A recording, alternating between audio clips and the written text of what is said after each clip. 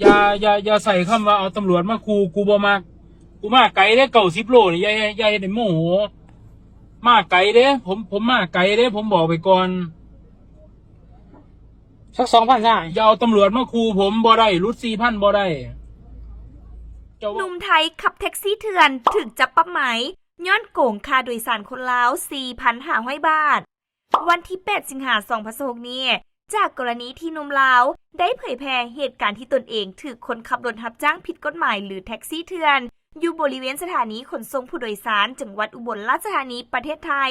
ส่อโกงเก็บค่าโดยสารสูงถึง 4,500 บาทสำหรับการเดินทางไปยังด่านไซแดนซองเมกอำเภอสิริธรซึ่งมีระยะทางประมาณ 97 กิโลเมตร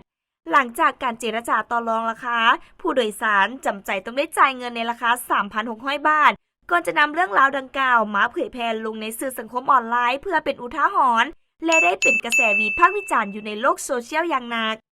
ล่าสุดวันที่ 11 สิงหาคม 2026 นี้ทางเจ้าหน้าที่ตำรวจจังหวัดอุบลราชธานีพร้อมด้วยพนักงานจากสำนักงานขนส่งท้องถิ่นได้เอิ้นตัวคนขับรถแท็กซี่เถื่อนซื้อเท้าสัจจะอายุ 32 ปี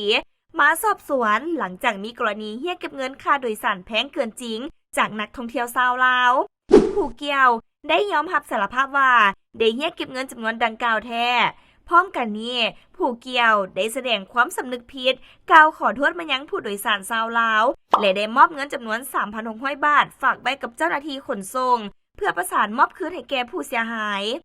จากการกระทำผิดดังกล่าวสำนักงานขนส่งได้ดำเนินการปรับใหม่เท้าสัจจะเป็นเงินจำนวน 2,000 บาทในข้อหานำใช้รถผิดประเภทนำรถส่วนบุคคลมารับจ้างพร้อมทั้งออกคำสั่งพักการนำใช้ใบขับขี่ชั่วคราว